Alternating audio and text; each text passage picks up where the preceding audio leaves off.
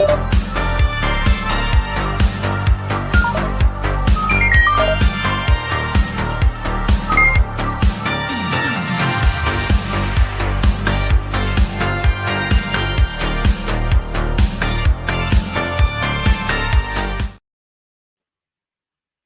to another episode of Wrestling Tonight right here on the Turnbuckle Tavern, live from No Sale Studios. I'm the ace of the tavern, Acefield Retro, and I was joined by always one half of the Tavern Daddies. What's up, Chad?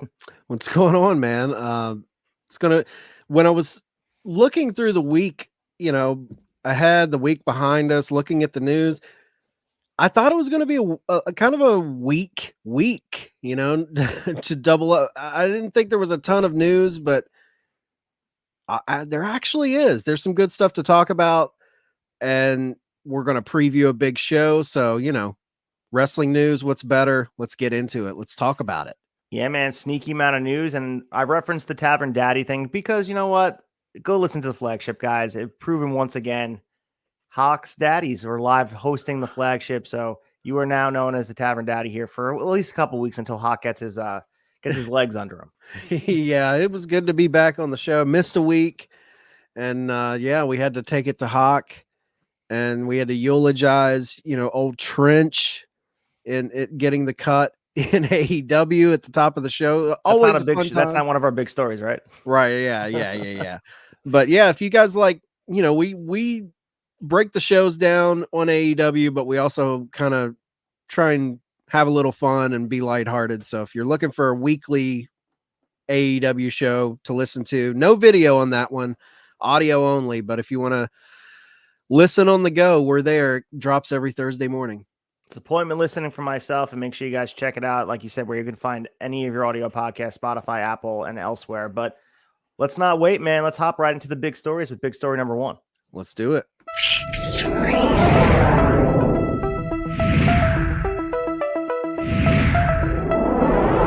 Story one.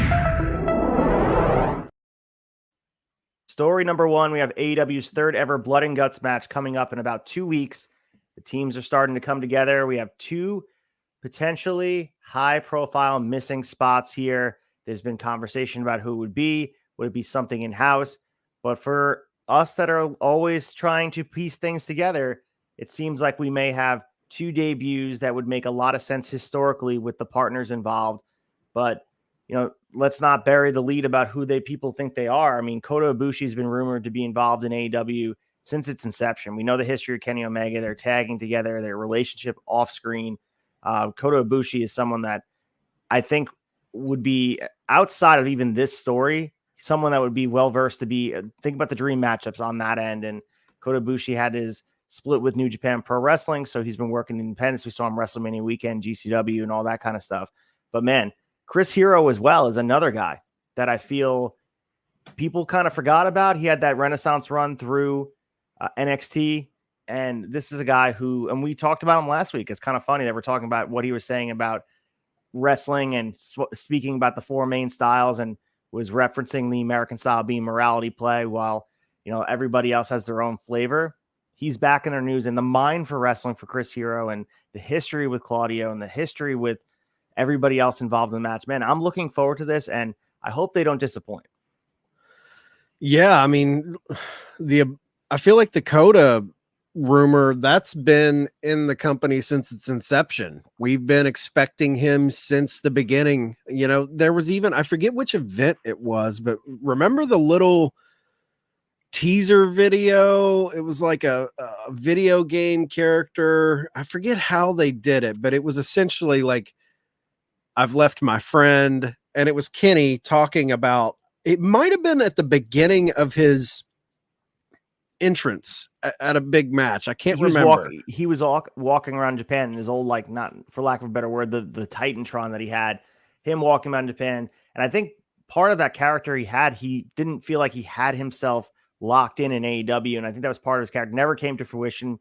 Then we moved into the belt collector gimmick. So we never got like kind of this culmination of this missing piece thing. And maybe it was Kota Ibushi. Maybe it was just not finding himself working the American style. Who knows what it was? But Kota Ibushi, as you mentioned, has always been rumored. The tagging is the Golden Lovers, and just the work rate on Ibushi's side. And I know a lot of people wanted him to be involved in the original Forbidden Door, but of course he's been hurt for a bit, really banged up, and I think it's now or never to get him involved in AEW because we talk about a bump card all the time. This dude is just, at any time it could be just hanging up. His career is already set, so I'd rather have him have a run here in AEW before he's done. Well, I mean, if you talk about Kota Ibushi, he goes back to All In.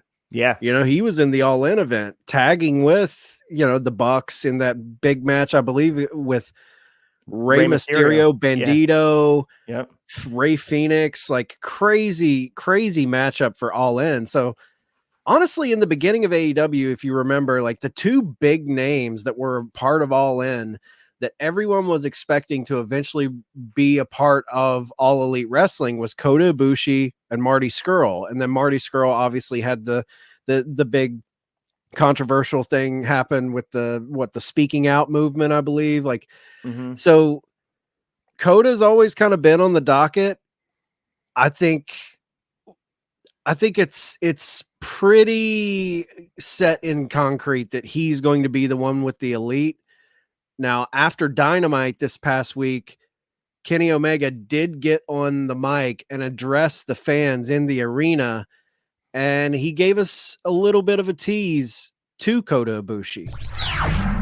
The four of us, the four of you, with a mystery partner,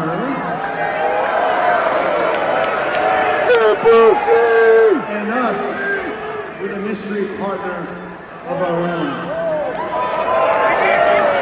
And I hate to drop any hints, I hate to reveal any secrets, but since we're off air, I think maybe I'll give you guys a little bit of a tip.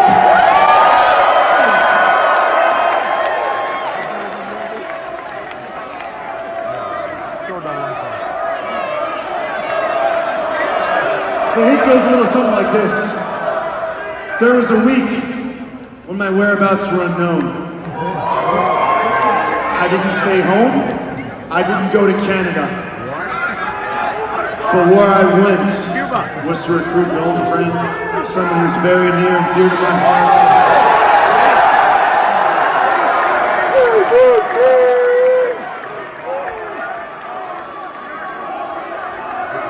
And I've got no doubt in my mind that as much as he cares about me, he cares about this ring, he cares about this promotion, he cares about changing the face of professional wrestling. We need that drop of the fan. Ibushi. Yeah, that was so good. But yeah, so I think that's kind of set up. The Chris Hero one is kind of interesting because I didn't see that one as a possibility. Like when you told me that was another name out there, like what do you think about that? Do you think that's got legs to it, Ace? Like with Chris Hero being a potential mystery partner? I think so. And if not for anything, I think the fans sort of created the murmur for it and asking Tony Khan. And we know he listens to the fans and reads social media, but we have, the tie with Claudio and Chris Hero teaming all across different promotions, PWG, CZW, Ring of Honor. They've been practically inseparable outside of their WWE run. And when they were on NXT together, they didn't team, but they at least were in the locker room together. The Kings of Wrestling. They are one of the best tag teams on the independent scene for forever. Chris Hero, we talked about his mind for wrestling. He really hasn't had his chance on a big stage. You talk about the NXT run. He had a great run there, but I think on a big stage, it's deserved. Even if it's a one-off, this is a perfect opportunity to bring him in, tie it in where, man, Claudio now with his BCC edge and then tie in the history of the Kings of Wrestling, it would be this perfect bridge to, get people involved with maybe tapping in. And not to mention too, with the ROH catalog being purchased by Tony Khan, he is a guy that lives in that lineage as well. So I could see this being something Tony Khan can get behind. And he was, it's not confirmed as we said, but he did reference a question and he said he's working on it, which usually means Tony Khan is throwing a bag at it. Yeah, Tony was doing his promotional stuff, thank you to all who watched episode 100 of Rampage, and a fan, retweeted it and said, "Get Chris Hero in that cage, big bro." And Tony Khan responded to him and said, "I'm chipping away on him." Chipping away on him. I never thought I wasn't thinking Chris Hero in the Blood and Guts mystery partner thing, but I have been thinking of Chris Hero for a while now. I know he kind of stepped away from in-ring action for a while, but he is a valuable asset behind the scenes, just a mind for the business. I know he does a lot of training, I believe, like with some of the young talent. I think he even helped out at NXT as a trainer. He would be huge get just for like locker room morale. He's got all the connections to all the ROH guys. I would love to see Hero involved with the company. And if Tony's chipping away at him, I feel like it's only a matter of time before he signs the name on the dotted line. But I don't know if I'm buying him being in Blood and Guts yet. Does he fit the aesthetic of BCC? I don't think so. I think it would be a one-off. And I think that also adds a layer of storytelling where Claudio's past and also Moxley's past is tied into this match, where on Claudio's side, Chris Hero would be on his team, but if Moxley on the other side of the ring, thinking about everything going on with Eddie Kingston, even though he's not in the match himself, it's just, it is one of those things where I think you could make it work if you wanted to, because the history of your past and present colliding, it's something that needs to kind of be dealt with. And AEW does a better job than anyone of weaving history from other promotions into their stories, because they reference, as we always say, they treat their fans like they're smart. They have people out there that understand that these guys existed before you created them and your characters were created. So, but let's set the stage quick before you get into the rumor about the other person that could be, that everyone's hoping it's going to be. So July 19th, Dynamite, Boston TD Garden. Big stage is when they announced this. I mean, this is a big venue for them. Right now we have set up where we have the Elite, Kenny Omega, the Young Bucks, and Hangman on one side, BCC, John Moxley, Claudio, Wheeler Yuta, and of course Takeshita, all black in the leather with Don Callis at his side. He's like a Yakuza samurai, man. I'm digging it. So we have just those two empty spots, and I think it's glaring right now. And of course, this all got created with Bryan Danielson's injury. There would not be a need for anybody else if Bryan Danielson didn't break his arm. I think Ibushi always was the plan. To me, it always. I do like too. I think he's been the plan for a while. We've been calling. I thought Ibushi was going to be going into Forbidden Door, like they were already going to have him attached. But of course, I'll let you get into the other person that kind of dropped a hint, and maybe it was a red herring, as we like to say, of trying to get people to believe it's something else than it's not, to at least swerve them a little bit. Yeah. So CM Punk as Blackpool Combat Club's mystery partner was reportedly pitched for Blood and Guts between the BCC and the Elite. And the pitch was actually made by Punk himself. This was initially reported by Voices of Wrestling, but then it was later backed up and confirmed by Fightful.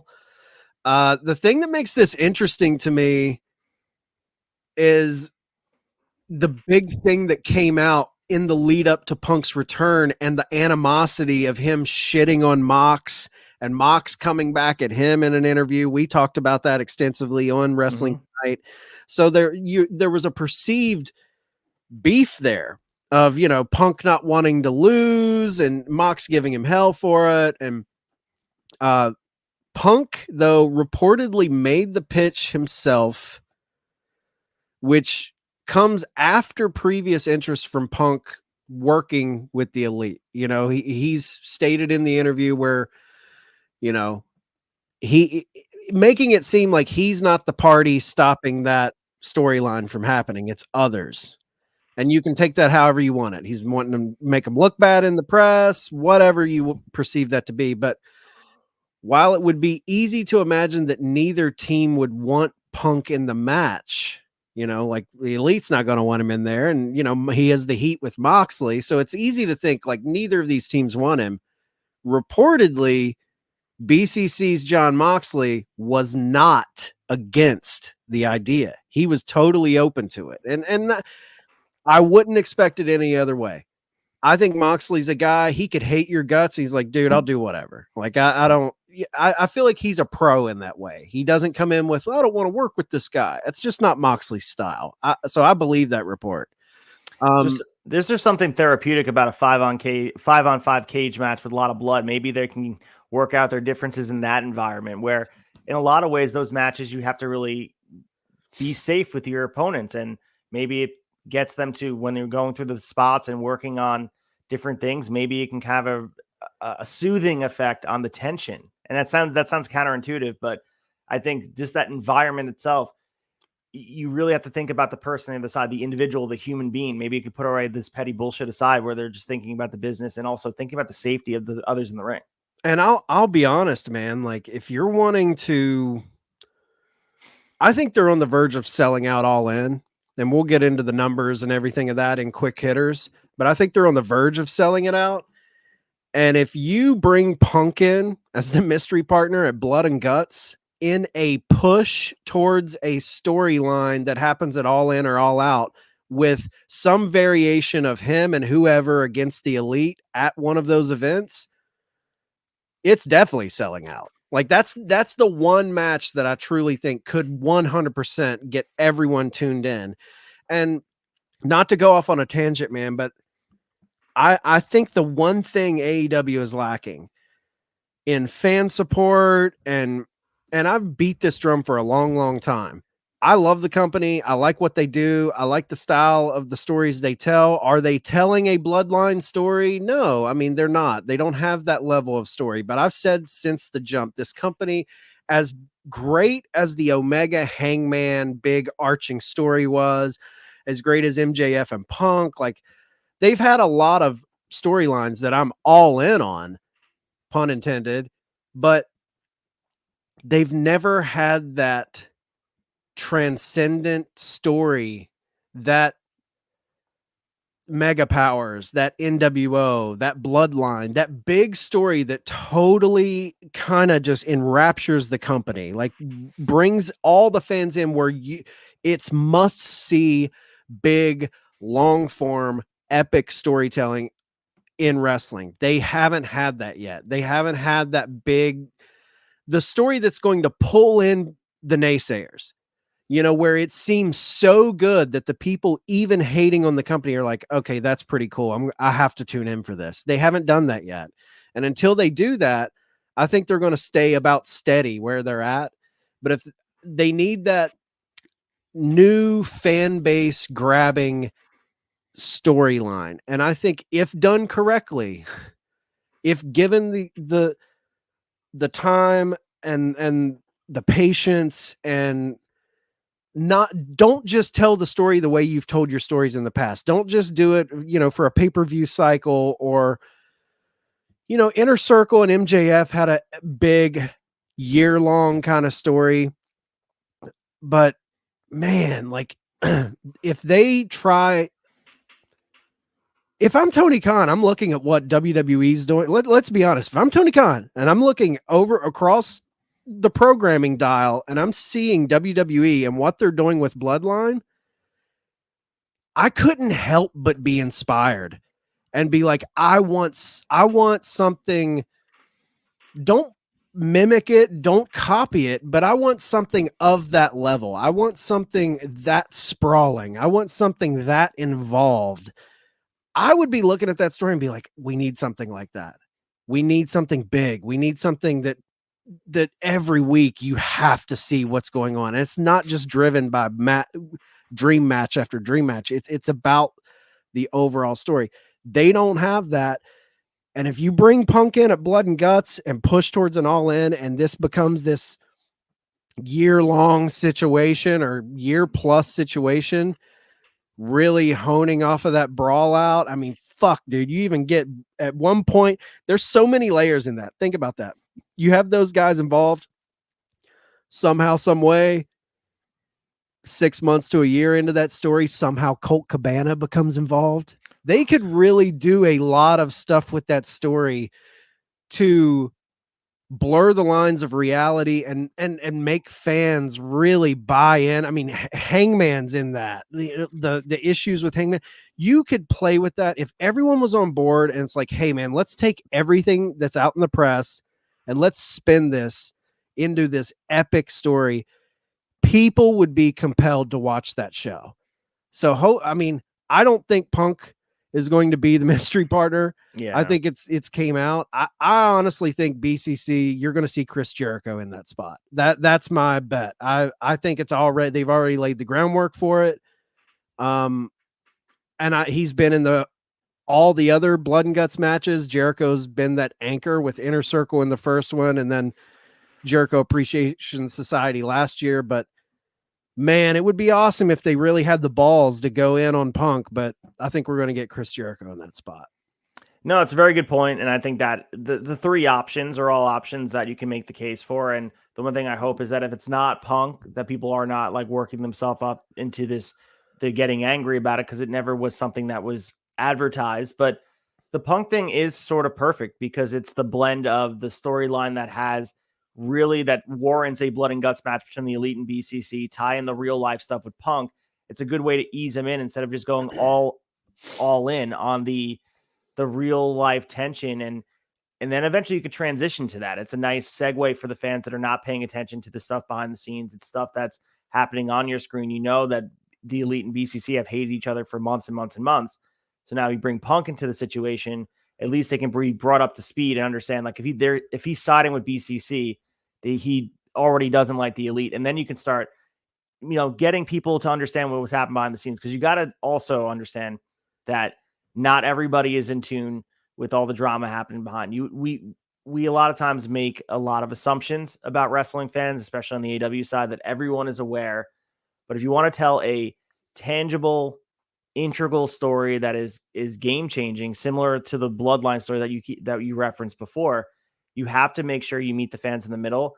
And it's a fine line of spoon feeding. You don't want to spoon feed, but you need to make sure everyone understands the ramifications of what things mean. You cannot, because AEW, a lot of times, very valid criticism on their end from people on the outside or people that don't watch the product as consistently.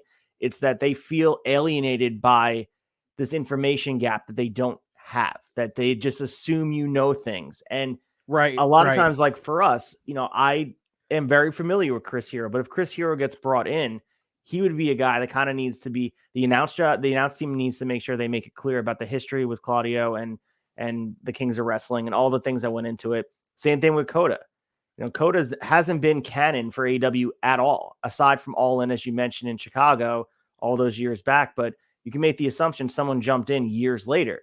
So again, it's a fine line. You don't want to make your fans feel like they're stupid, but you kind of have to explain things. And I think this way would be a good way to get fans caught up to speed with Punk, have a valid reason on screen for them not to like each other, and then tie in the real stuff promo-wise.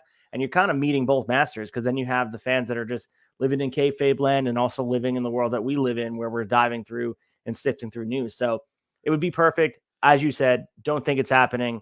I would hope it does. I think it could lead to something great, but I don't think it's happening. I think you're right. It's probably, at the end of the day, Chris Jericho, but that might be a similar situation that we talked about, not being able to get Mercedes, and it wound up not being Mercedes and all that stuff. They have a plan Backup. B. I think plan A is probably Chris Hero, in my opinion. According to Tony Khan, he's trying to, chip away at him. And I think that has a little more weight for me, but I'm also, very tapped into that side of things. I mean, for me, Jericho is expected and underwhelming. Chris Hero is cool, but not impactful on a big wrestling fan stage. That's like fair, for sure. You know what I mean? Like like you were speaking to, AEW tailors a lot of their shit for good or for worse, for bad or for worse. Like, they tailor it to the hardcores. And the casuals are like, who the fuck is this guy? Like, why should I care about him? I get it. That's one of the downfalls. But the hardcores eat it up, but you're never going to really grow with a Chris Hero pick. Like, it's not going to be this monumental moment. So Jericho, underwhelming, expected. Chris Hero, cool, but not impactful in a big way. CM Punk is the home run. I mean, everyone's going to go ape shit for it. It would be a huge surprise. I would even have him not even come down with the crew. Like, I would make it like they're keeping the fifth member a secret until he's ready to enter. I wouldn't have him come out with the crew and, stand by the ringside waiting to get into the cage. I would keep it a secret. Like, who's the fifth man, and then bring him out. But I don't know. I think Punk is the most impactful one, and because it would blow people's minds that he's in a match with these guys. Like that is the shock of like, oh my God, this is how this is going to kick off. Yeah, there's a good thing about doing, as I mentioned before, this therapeutic nature of it. Everyone you have an issue with, except for Jericho, really, and I think that got hashed out privately, is in the match. Like John Moxley, Right. the Elite, both Hangman. I mean, everyone's there, so it's Right. a good way getting together to build this match and have safety in mind, because this is a brutal match, dude. We see them take risks, and this is the third iteration of it. Of course, it's their version of War Games. I am a huge fan of doing this annually. I think when feuds account for it, I like that they're not doing a full pay-per-view around it. And we've always talked about I love that. WWE always being like, we're going to do a Hell in a Cell pay-per-view, and even if a feud doesn't warrant it, it feels like they've done a good job of using this as a benchmark. It's not the same time of year every year, but whenever a feud has come into a boiling point where there's nothing else they can do, Blood and Guts is the option. But we've had this circled on our calendar. We didn't know it was going to be TD Guard. We knew Blood and Guts. This BCC thing and the Elite was always going to end in Blood and Guts. And I think this has a chance to be the best one out of all of them. And if they do it right, I think it could be very memorable and pop a good rating on Dynamite, which is not lost on us, because we got to make sure that the TV network is happy with what they're doing. And this is a huge, huge draw on July 19th in Boston. No, this is, like you said, this could be the best one. I love everyone involved in it. I believe this is the first time we've seen the Elite in Blood and Guts. I believe. Yeah, no, because it was feuds outside of them. Yeah. So that's fun. And if the reports are correct about Punk pitching an idea to be the mystery man, I just got to say kudos, dude. Kudos for trying. Like, if Fightful is reporting it, I can't, multiple sites reporting it. Where there's smoke, there's fire. At least he's trying, man. At least someone that gives me hope that the fact that because Nick and Matt Jackson do not seem like guys that are going to hold this grudge. I feel like their wall is going to be, they're going to lower their guard. And I feel like this is going to happen. I just worry that it's not going to have the heat once it does, that it could. It's always going to have the heat, behind it with the fans, but I don't want them to try and shoehorn the story in. I want it to be a natural, great way. And even though I don't think it's going to happen, Blood and Guts would be a great way to kick that off. Like you said, very therapeutic. What better way to let the fans know that everyone has moved past this bullshit and the locker room is totally cool with one another by having all of these guys inside a steel cage and bleeding together. Yeah. Nothing more rehabilitating than that in pro wrestling, man. Bonded by the combat aspect of the sport. And we have to understand that, at the end of the day, people have to come together and do this. And as you mentioned before, it feels like it's going to be inevitable, especially because we all know time heals all wounds. It's the best medicine for this situation. It's everyone doing their own thing and proven also on Punk's side that things are going okay right now. We don't hear any of the drama popping up. It's all talking about the in-ring stuff, his match with Joe, the match with the Owen Hart stuff, and putting over hopefully Ricky Starks next week, which we'll talk about in the quick hitters. But I think a lot of this is going to happen over time.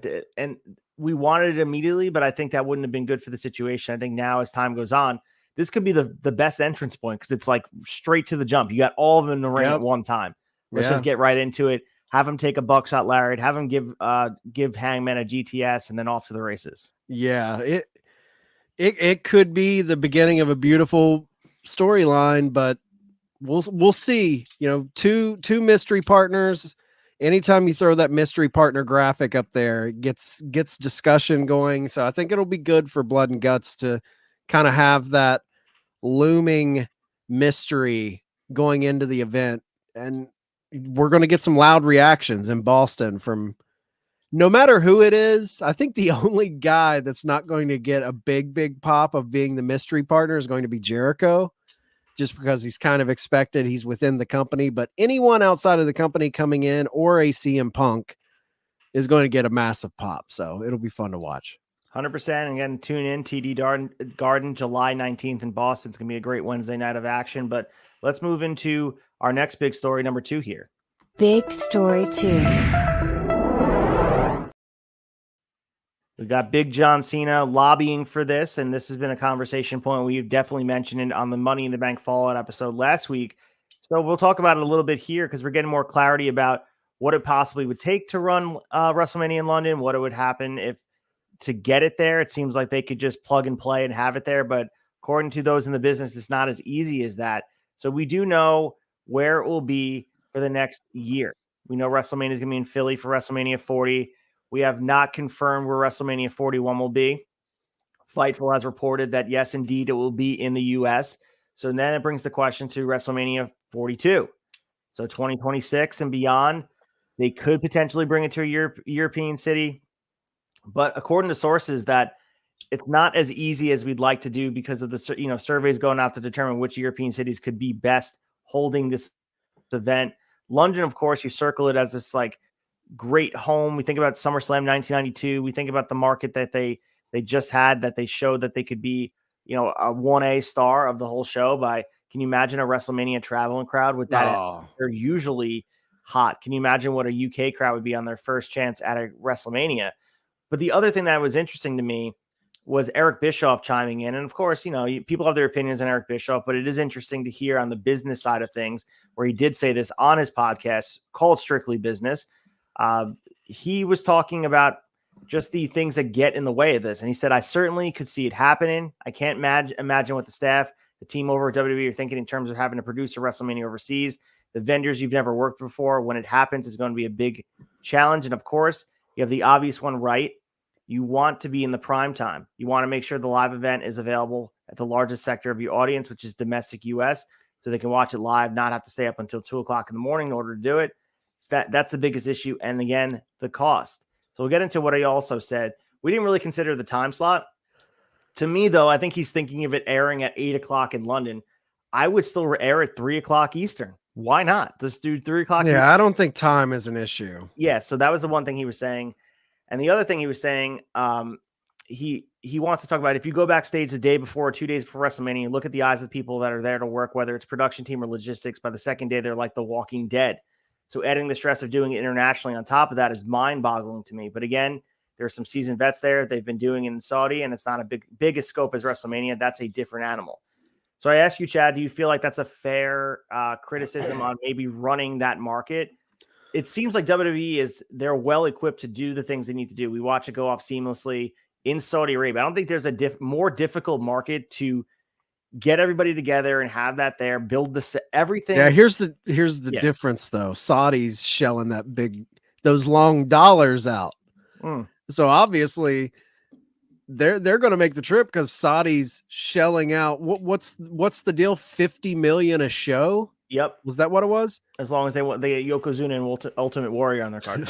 Yeah, exactly. So, I mean, if you're getting, if a country, city, whatever is paying you $50 million to bring a show there, you'll have all the logistics locked in. WWE, as far as a production standpoint, putting shows on, things like that, international or stateside, they're the best at it.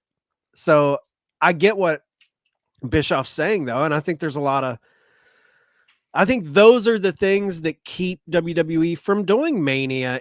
I mean, we've never seen them go abroad for Mania yet, have we? Canada? No. Have they even Canada? Yeah, they have 2 in Canada, 6 and 18. I mean, but that's not technically across the pond is more of what I'm talking about. So like, we've never seen that happen. There's a reason for that. And I think the things Bischoff is speaking to is kind of speaking to that as far as not that they can't jump the hurdles. It's like, do we want to even deal with the hurdles on our biggest show of the year when we can just go to a New York, Chicago, San Jose, wherever the fuck they want to go. And it's easier for them. Like the vendors you're used to working with, all of that. I think weather plays a part too, dude. That's a time of year where if they go to Wembley, London's a pretty, maybe I'm wrong, but it's a pretty rainy place that time of the year, right? Do you want to have all your Yeah. fans just drenched, like, Yeah, I mean, or run the risk. when we did Jersey, I was there, for the two of them, 29-35. That was, I mean, we got shitty weather on 29-35, not as bad. Philly runs the risk of being chilly. Philly's going to be chilly, dog. That's- Like, it's going to be cold there. And you're outside the link, man. I mean, I know those fans are equipped to watch football there in the winter, but a WrestleMania crowd outside, that's a risk you're taking, as you mentioned. And they'll have the ring covered, but everybody else, if it's Right. it's Well, rain, look at you're the Tampa elements. after the pandemic when they went to Tampa and the rain was so bad. Remember, it blew the fucking Mania sign. Yeah, the Samoa Joe Michael Cole memes. Yeah. With the ponchos. So it's not that weather's going to stop them. I just think, like, when you're traveling, the beauty of, like, Saudi, when they travel there, rain isn't a major concern. Like, I feel like when you're traveling and doing all the logistics of going across the pond to a place where rain is a concern, maybe that is another thing. But I think at the end of the day, weather, business logistics, vendors, all of this shit that Bischoff touched on, that's all secondary excuses from fans and people outside the bubble. The main excuse is money. London needs to pay. If London pays them, this is a bid event. Yeah. Cities bid on this event. If London wants it and Parliament gets together and is like, hey, let's shell out however many millions of dollars to bring this here, it'll be there. I have no doubt Mania will be at London within the next decade. I don't know how soon it will be, but within the next 5 to 10 years, London will have a Mania. I mean, the crowd is dictating that. They're a rabid crowd. They always show up. They always show out. So I think it's just a matter of time. Logistics aside, it's all about the money. It's all about London paying for it. Mania will be in London before it's over with. Yeah, I agree with you. And the other thing you said too is if someone shell out the right cash, if say Jeddah came out and they said they want to host WrestleMania, don't think they won't do it if the right amount of money is there. Like, they don't give it, clearly they don't care about just keeping this like line of you host certain cities and maybe Saudi Arabia will turn that if the money's there. If they say they double the amount of whatever the show would be, say they give them 100 million for the show. And then on top of that, you get the revenue for WrestleMania. There's still going to be people tuning in. We're still going to have a week-long amount, maybe 2 weeks worth of coverage for WrestleMania, whether it's in Saudi Arabia, whether it's in London, Philly, San Francisco. Doesn't matter where it is. WrestleMania is the biggest event, and it's become this, like, as you mentioned, a bidding war for these cities. And it, like, long gone are the days where wrestling had to be like, showing up at their door, knock, knock, can we come in and be in your city? It's the other way around, and that just speaks volumes about the business, and everyone's reaping the benefits. We watch Vegas become a home hotbed of wrestling for Double or Nothing. Chicago, same thing for All In. We're going to watch, a lot to happen. Whatever city AEW goes to and decide to run, it's going to be taking over for their week. And WrestleMania set the tone for that. We got to remember that they set the stage to take it to the next level, to make it this similar to the Super Bowl. You got Radio Row, you got all these independent shows popping up around, and it is a cultural thing now. It's a cultural event that is more than just what's happening in the ring. And that's the other thing you got to consider for the UK, that's what WWE is bringing to you. It's not just, oh cool, you're going to bring Roman Reigns versus whoever. It's going to be all the revenue that comes to the restaurants, the hotels, the bars, everything from the wrestling fans. They, no one spends more money that they don't have than wrestling fans. They'll be showing up in droves to wherever you ask them to go to. Well, I mean, that it goes back to that old saying, you got to spend money to make money. True. London buying the rights to have Mania there, it's not like they're just shelling out and they're not getting anything from it. They're going to reap a lot of money. Like you said, restaurants, hotels, cab fare, all of the shit within the city that fans are going to be, you're going to have an influx of almost 100,000 people coming into that city that need to be bed, room and board, and they need to eat every day. It's going to be a major influx of cash to the town. So it's worth it. Man, Saudi would be crazy though. Like, you floated the idea if they drop 100 mil to bring There's Mania, no doubt in my mind they're going to do it eventually. They would do it. And what's crazy about that though is, like, do you see fans traveling there for a show like that? Like, most of the time It's a destination where people from London are coming to the States to go to Mania. People all over the States are going to Mania. Are you going to see the travel for Riyadh? I don't know. I certainly don't see it being at that level. We know they don't have an issue selling it out, so it may be a very local crowd for those events. But again, money talks, and I think you talk about the tourism money, and with the UK, one of the arguments someone was making against that argument about the money going into London was they already do their highest amount of tourism during that time of year. But I would say let's add WrestleMania on top of it, and you would do record level of any sort of influx of monetary value into everything you can think of. You mentioned food, but bedding, everything that needs to go into housing 100,000 rabid wrestling fans, and hopefully they take a shower. yeah. Hopefully the hotels have showers. Yeah. It's going to be interesting. I think I want to see it. I'm pulling for, I know this all kind of, it has the stink of AEW's doing Wembley and they're breaking these records, and it has the stink of WWE seeing that and being like, oh yeah, well, we're going to bring our big show there and show you how it's done. But I mean, there's a little bit of that, but at the same time, I think even if AEW never did Wembley, eventually WWE was going to do a Mania in London. It's just a no-brainer to me. I think the Wembley show for AEW just maybe like put it in Sonic speed mode. Yeah, it expedited it for sure. But it's going to happen, and they deserve it, man. It's one of the best fan bases in the world. They're one of the most passionate fan bases in the world, and if any fan base that's never got a Mania deserves a Mania, it's the UK. 100%. So they would have been guaranteed to break that record gate. And I think even if a Rumble went there or another SummerSlam or, even Survivor Series, if they decide to put a big card on for that, I think the UK, if they decide to do a big, Wembley event or something of the like in that area, they will sell it out and they'll blast through whatever record number of 75,000 or 80,000 that came for AEW. And again, that's okay. But if that's an ego thing for WWE, that's, to me, I'm not going to sit there and say, oh, AEW is a failure for that. No, they're 4 years old, guys. That to me isn't shocking. Like I get like WWE wants that record and they should. They're big monolithic fucking company. They want to be at the top. They want to be the best. But like fans, it's more impressive that a company 4 years old is knocking on the door of an 80,000+ sellout than a company that's been we're 39 Manias deep. So at least 39 years of just WrestleMania. So it's like, yeah, I mean, they should have the record. It's not going to be like, man, they did it. Of course they did it. They've been around forever. They should do it. People trying to like bump down the importance of AEW dude, that is huge. WWE going to London and selling out, like you said, they wouldn't need to take Mania to London to beat that record.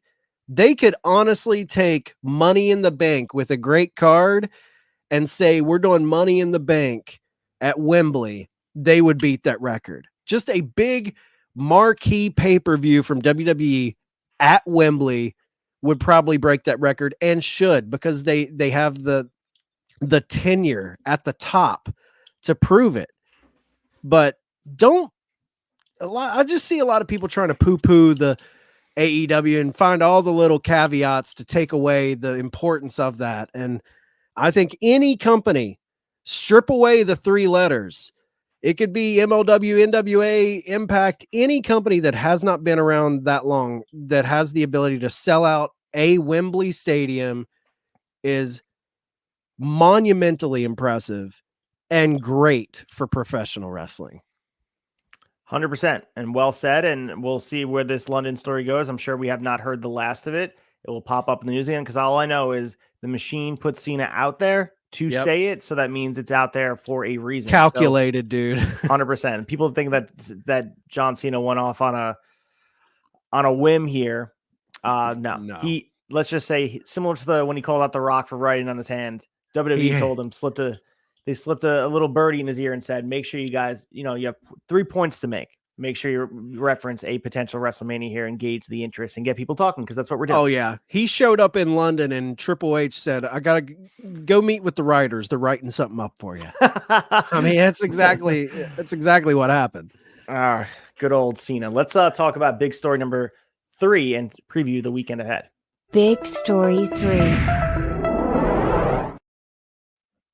All right, so we got 2 big events on the docket for this weekend and a lot of wrestling to consume. And we say this about every single weekend, but we have 2 big events here. We have first Impact Slammiversary, and we also have AAA TRIPLEMANIA. Let's start with Impact Slammiversary, 7:15, Windsor, Ontario, the St. Clair College, the 19th edition of Slammiversary. We'll preview the card at length on Brace for Impact. We'll talk a little bit here, bring some notes to you just in case you want to just be caught up to speed. I have to say, well worth the buy. They've been building up this card beautifully if you haven't been following along. Main evented, dude. Alex Shelley, the Impact World Champion, against Nick Aldis, which alone could sell this card. And we can talk about Josh Alexander getting hurt and this rabbit hole and pivot point where they had to figure out a different way to do this. And who knows what their plans were down the line. If this was going to be Alexander versus Aldis, you'd have to imagine that was going to be the case. But as far as plan Bs go, I can't think of many better plan Bs than giving Alex Shelley that championship run he's never had in a big spot against Nick Aldis. And it's fortuitous that they did make that choice. And again, it's butterfly effect shit, but like Steve Macklin getting hurt. Can you imagine going into Slammiversary, your main event or your biggest show of the year, and Steve Macklin was hurt, and then you have to figure out who's wrestling Nick Aldis? It was a nice happenstance thing that went on. And seeing this run that the Motor City Machine Guns are on, the top of the card with the X Division and the Impact World Championship, I got to say, it's making for very entertaining TV. Yeah, and there's something cool about 2 kind of traditional Impact guys being in this spot. Alex Shelley, wins the world title, has always been a tag team guy. They put him in this top spot. You got Nick Aldis, who returned just a couple months ago, and he's, formerly Magnus, but a former champion in Impact, TNA, whatever you want to call it. I think it's a historically relevant match to put at the top of your card. And Macklin, I think they made a main event guy with his short little reign, which I think he's going to be in the mix. So not a big, I was kind of surprised they took it off of him, but I think it was a smart move. And I'm not sure the timetable in Josh Alexander's return. I know it was a pretty significant injury. But I wouldn't be shocked if Aldis takes this title and we get a top tier heel kind of running at the top of the card until Alexander comes back. I could just see like a very nice heel run from Aldis, and then Alexander comes back and you have a super match, with Alexander was on one of the most impressive Impact World title reigns of all time when he world title reigns outside of Roman Reigns, the most impressive to me. Crazy. I think he brought prestige back to the Impact brand. That's saying a lot, but Alexander, man, was cream of the crop as far as world champions go. Dude, he did an hour. What was the hour Broadway he did with he had a big match. I forget who his opponent was. It was in the title reign, but they went an hour on TV. Like, it was crazy. Guy's a bruiser. I'm pumped for this. I'm pumped for this match. I think it's one of those brilliantly booked matches where all signs lead to kind of Alex Shelley transitioning it to a heel Aldis and Aldis getting this run. But there's also, it's so kind of like predictable. And I'm not saying that's a bad thing. We always say predictability sometimes is a great thing, but it's so like, okay, yeah, this is what they're doing. That I wouldn't be shocked if they swerve us and Shelley retains. I really wouldn't. Like, it's there. Yeah. I was saying the same thing on Brace for Impact. You guys can tune in on Thursdays at 10:10, 10:30, depending on when we get on there, but also audio drops on Friday morning. I was saying the same thing because I think if Macklin was in the spot, I think it'd be a foregone conclusion that Aldis, and again, that changes things too with Macklin being a heel. Now Aldis playing the heel role. I think everyone's playing their role much better. Right. But I think we could have Aldis chasing for a bit. We could get one of those finishes and lead the way for, a program at length with Shelley and Aldis. I think there's more meat on the bone with the story than just having Shelley being a transitional champ. But maybe they want to get back on the course where they thought they were always going to be with Josh Alexander and get back to what the main line story that they were trying to tell was. But this has been a nice stop off for meaningful story because I think it's helping build the other championships around it, because we'll talk about the next match here. The X Division Championship on the line, Chris Sabin defending against Leo Rush. And with Chris Sabin being the X Division champion, Leo Rush as well coming back into wrestling and being his debuting for Impact. He's already, we were talking about this, he climbed to the top of the card so quickly, and it's because of the rub he's having with the tie-in with Shelley being the world champion. And of course, Sabin's always going to be tied with Shelley with the Motor City Machine Guns. And just that rub for the initial presence of Leo Rush, he feels like a main eventer in the 2 weeks he's been on TV. And just that main event, the last show with the tag match teaming with Aldis against the Motor City Machine Guns, and Leo Rush got the pin on Chris Sabin. It feels, and whether he wins the championship or not, that they have a ready-made main eventer.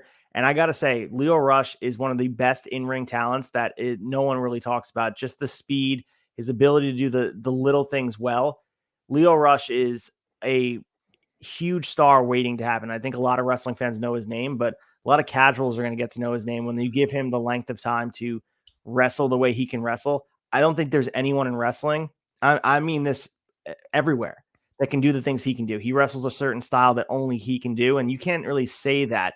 Even, running the ropes, it sounds simple, but the way he runs the ropes, he moves like you have it in 1.5 speed, and that's saying a lot. But I think this match is going to be sick.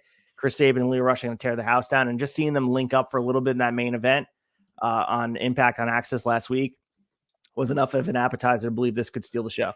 I mean, honestly, dude, we could come out of this event with Motor City Machine Guns being used as transitional champions in 2 weight classes. Yeah. Like this has passing the torch written all over it. Sabin has been in that X Division for a long, long time. I mean, he was a staple of the X Division back in the early days of TNA. And Leo Rush, like you said, uber talented. Kid is super unique, by far the quickest guy in the ring. Some of the moves he does is incredible. It could be his crowning moment. They could be, he's tailor-made to hold that X Division title, and the matches he could have with some of that roster could be incredible. I'm just always leery of Leo Rush, man. I'm not from an in-ring perspective. It's just all of the stuff outside of it. I never feel like he buys in on a company. And I'm not saying be a suck ass for your, and just eat shit from a promotion, but he's never had a little bit of that company guy mentality where he like feels a part of the team and they're trying to build the company. I mean, he came in WWE, bad falling out. AEW comes in. I think the kid's retired 3-4 times and then comes back. It seems like he's always at odds with promoters. So until I see him really lock in on a company and help them out when they're in bad spots, I don't know how trustworthy he can be to really lean in on and depend on. It's just he's kind of flaky, for lack of he kind of, he's in it for 1 minute and he's saying all the right things and you're like, oh shit, and then all of a sudden things turn sour and he's out. Like, it's happened so many times. But the kid, not all that being said, this match is going to be fire. I think it's going to be very telling. Do they see a lot with Leo? Do they want to put the strap on him and go with that? Or, they're going to keep it on Sabin, who's the X Division vet in this match. So passing of the torch match. Can't wait to check it out. Yeah, I don't see Leo winning the title yet. They've been making a big deal about him jumping the line, so I can see him just coming up short against Saban. But again, I gotta mull it over and make my picks for Brace for Impact, so I'll make sure tune in for that so you guys can check out what I have to say for that. But we also have the Knockouts Championship on the line, Deonna Purrazzo against Trinity, and this match has been on our calendar for a very long time. Trinity making her Impact debut. We weren't sure where she was going to go. We can go back to the story with her and Mercedes that left WWE and they were buried on air by Michael Cole reading the script and saying that they left the fans high and dry after dropping the tag titles and add another victim of the tag titles into the fold. But this match here, again, the Knockouts World Championship has been perceived as a main title. And I know WWE gets a lot of credit on their end for making their women feel like main eventers.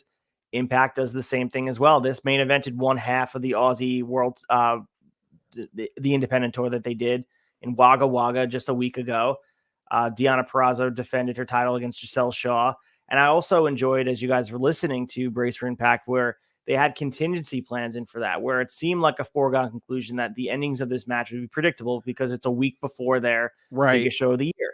What they did was they created match graphics and they created contingency plans that if this person was to drop their title, it'd become a triple threat match. Or because if Giselle Shaw would have beaten Purrazzo in Australia, she would have been added to this match, and Trinity wouldn't have been left without getting a shot at Purrazzo that's been built up all this time. I think it's beautifully done. I think, though, again, we'll make my picks on Thursday. This match feels the most predictable to me because this is what you kind of signed somebody on for. Like, this is what the moment you're waiting to take the next step, and I think it is the right choice right here. Yeah, I think I'm not on Brace for Impact, so I'm going to give you my picks. I think Trinity gets crowned here, man. I think Trinity takes it, and I think after she takes it, Hardcore Country hits over the speakers, and I think we get a face-off of Trinity and Mickie James. I think Mickie James comes back at Slammiversary. I love Deonna Purrazzo, man. She's underrated. She puts on great matches. She's awesome. I love this division. I love the Impact Women's division, from Killer Kelly to Masha to Jordan Grace to Kylan King. There's so many great veterans mixed with up and comers. I think it's a great division. I'm super stoked on this match. That's the one thing. This kind of relates back to the Nick Aldis match. That the thing I love about Impact the best is if they get someone who they think should have a big name, that they'll run with them. They won't like make you wait around. Aldis is best at holding that belt. And I think Trinity never really got the chance to truly be the face of the women's division in WWE. And I think she's someone who always had the ability to be a bigger name, more at the top of the card than she got the chance to be in WWE. And I think Impact sees that, and I think they're going to try and make her a big star in their company. So Trinity wins, and I think Mickie James gets involved somehow. We also have another sub-main event match. It was supposed to be Steve Maclin and Bully Ray versus PCO and Scott D'Amore with Darren McCarthy, former NHL player, special enforcer. But we just got word earlier in the week that Steve Maclin won't be able to compete at Impact Wrestling Slammiversary. We're going to get an announcement on Busted Open Radio this Monday. So if you're listening to this, you know who the partner is for Bully Ray. There's rumors that it could have just been Bully Ray versus Scott D'Amore straight up, and the way they wrote off PCO by being lit on fire, they could have done that. The story here is really between D'Amore and Bully Ray. Maclin and PCO have been like the subplot of it as well. Right. We talked about it at length with the burning of PCO, being lit on fire, putting the battery acid in his mouth, all the crazy stuff they did with the French Canadian Frankenstein. This match feels, we were mentioning about Steve Maclin, a lot of conversation was happening. Like, did we feel that he was done dirty by dropping the title? And I think no, because they created a main eventer and they put him in another main program. And working with Bully Ray is great. And also this PCO and Scott D'Amore team is very entertaining as well. It's main event level. PCO just challenged for the title as well down the line. Just because the title's not involved doesn't make it not a main event program. And they're putting a lot of emphasis on an hour and 40 minutes or an hour and 30 minutes of TV time minus commercials. they're getting significant time in main stories during this. So Macklin's still being showcased. It's unfortunate he got hurt. Don't know the extent of the injury, but the fact that he's off Slammiversary, someone else will be able to step up and take his shot. And I'm wondering who it's going to be. Yeah, I hope someone steps up. I hope it's not just Bully and Scott going one-on-one. It kind of loses something for me there. Mm-hmm. I've enjoyed Bully's return to the company. I've enjoyed Scott D'Amore in this storyline. Tommy Dreamer was involved at one point. The whole Bully is great at being a bad guy. It's just his bread and butter. So I think Scott D'Amore somehow probably comes out on top, in some way, shape, or form. Unless they're building Bully towards a bigger moment. But yeah, it should be a fun match. They've been teasing Scott D'Amore. We've seen him do the Canadian Destroyer. They've been teasing him doing it on Bully Ray. I'm curious if they can make that happen. Yeah. We know that the person taking the Destroyer is the one carrying the move. Let's see if Bully Ray is swift on his feet and make it happen, because they were teasing it, and very rare in wrestling do you see it get teased and not be the finish or at least part of a match. So if anything, check out the match, see if Scott D'Amore can pull off the Canadian Destroyer on Bully Ray. But we also have 2 more matches here. And this match could change come Thursday. The Impact Tag Team Championship, ABC, Chris Bay and Ace Austin defending against Sami Callihan and Rich Swann, Brian Myers and Moose, and Subculture. We have a one-on-one match happening. Zachary Wentz will have a chance to enter the tag team match as the Rascals. And I would imagine that they were not going to have them not enter and make this a 5-way. So the Rascals would be involved here. Trey Miguel and Zachary Wentz are going to be getting involved, and I can't imagine you'd have Trey Miguel not on this card. So, perfect. Man, if you had the Rascals, this match is going to be insane. I think they didn't announce it because I believe it's Chris Bay versus Zachary Wentz on Impact on Access this Thursday, and then the winner. And if Zachary Wentz gets the win, and this is his first match on TV in a very long time. And we know the history with Nash Carter and being released from NXT. This is a good opportunity for him to rebrand himself. I can't imagine they brought him in just to lose and not be involved in this card. It's a 5-way. Do I see them beating ABC, Chris Bay and Ace Austin? I think those dudes are on a run that really can't be topped. And the emphasis on the tag wrestling and Impact is something to be behold. Looking at the match together teams with Callihan and Rich Swann, they've been showing cohesion. Brian Myers and Moose are showing dissension. And then Subculture as a natural tag team as well. But even go back to the Good Hands. They're part of that tag division. They've been kind of jobbed out lately with this Brian Myers stuff, but I think they're going to get their feet back into the things. But their tag division is very healthy. Add the Rascals to the mix with Trey Miguel and Zachary Wentz. Dude, like stack match. In the immediate, it's going to be a great match, but I think the long form program is ABC versus the Rascals, and have them go for a couple months feuding over those titles. And dude, if you're not watching Bay and Austin, like, they're very, very good at what they're doing. And again, this is another example of the championships feeling like they mean something. They feel like it's prestigious again. No, I think you're dead on. You took the words right out of my mouth. I think ABC retains here. I think they're one of the most underrated, under-talked about tag teams in pro wrestling right now. Ace Austin, Chris Bay, phenomenal. And I think the money is... Hopefully they put the Rascals in this match. They come up short and it leads into a big feud. I would love to see them feud until what's the big event in the fall? Their big one. Bound for Glory? Bound for Glory, yeah. I knew I was missing the Bound. Yeah, Bound for Glory in the fall. If we can push all the way to then and then give us an epic title change, maybe throwing those titles on the Rascals, I think those two teams have the ability to have a really good, fun feud and create a lot of magic. So, but yeah, I have ABC retaining. They're on a hell of a run. So if you guys didn't get enough action, let's add an Ultimate X match to this fray. We have a pre-show match with Joe Hendry defending his Digital Media Championship, but on the main card here, let's talk about Hendry and Kenny King quick. This has been built up, and Colt and I were like, oh, well, I said, why was this on the pre-show? Why is this going to be? And Colton was like, well, it's a Digital Media Championship. It should be defended on YouTube. I'm like, well, that makes so much sense here. Joe Hendry is excellent. So what he's doing, and this feud has been built around music videos, and it's great. It's fun. At each other, tapping into Kenny King being a dancer at a nightclub for a bit. So they've been tapping into the stripper gimmick, and Hendry is just so entertaining, and I can't imagine he's not going to go off to do bigger and better things in his future. But for right now, I'm enjoying him in this role here in Impact because he's just been crushing it.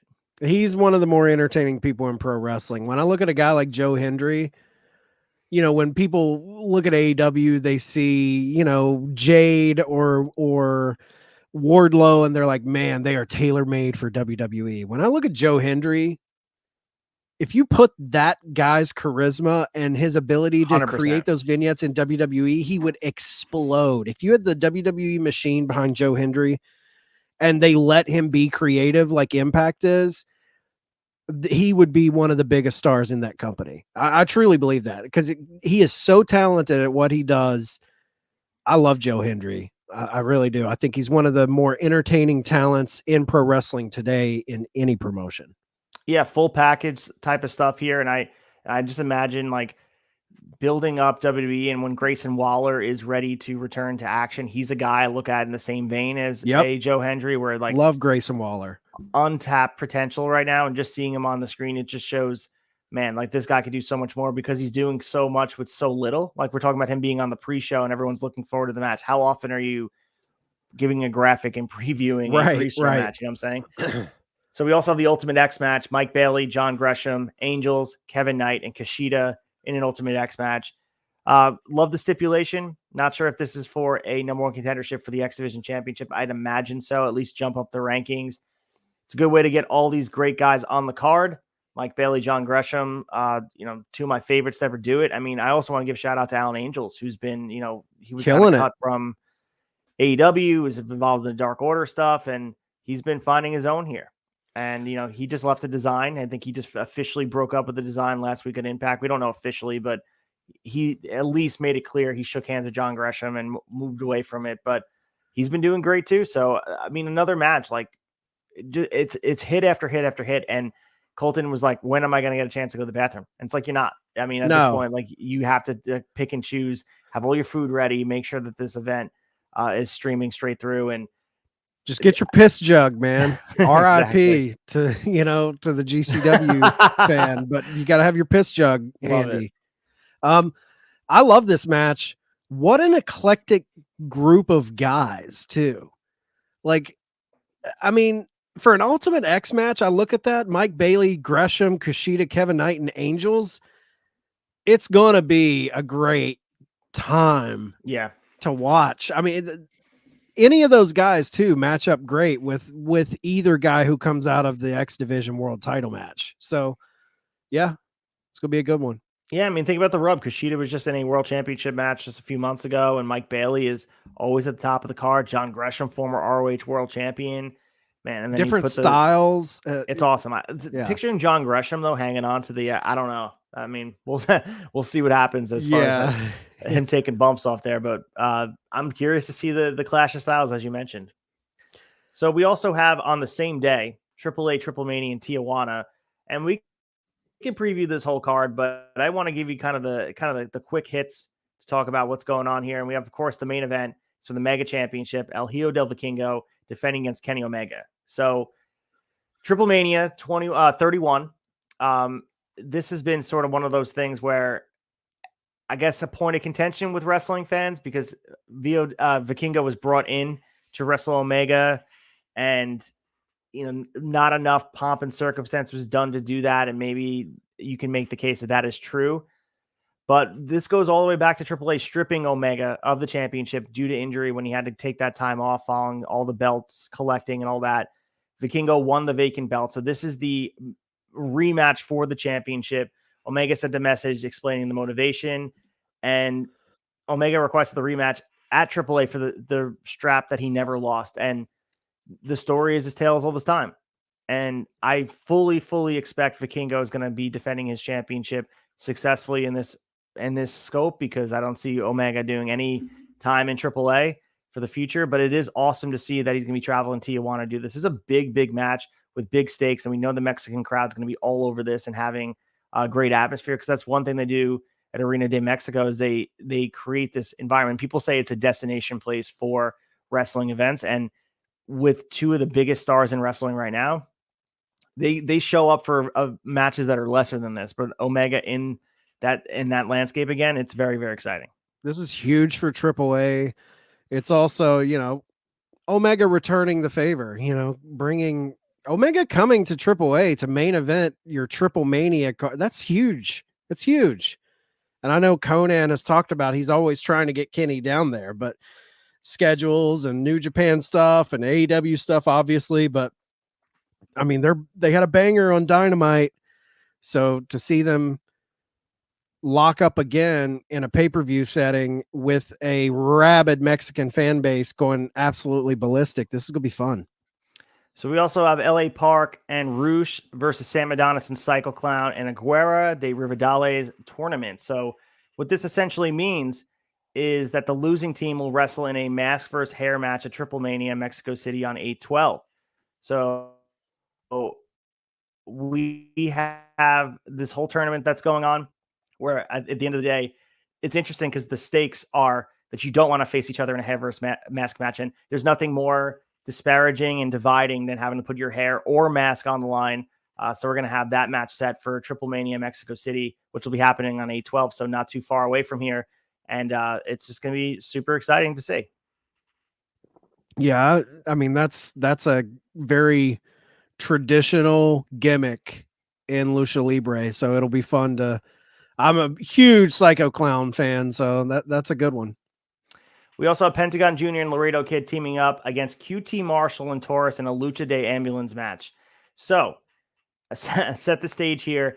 We obviously live in our AEW bubble. We know who QT Marshall is. He has his own stories going on in our canon, but Pentagon has been hounded for weeks from a mystery stalker on AAA television, and they tied in the fact that it's on the AEW roster because Pentagon was talking to Alex Abrahantes, talking about what is going on. I can't escape any of the stuff that's going on to me.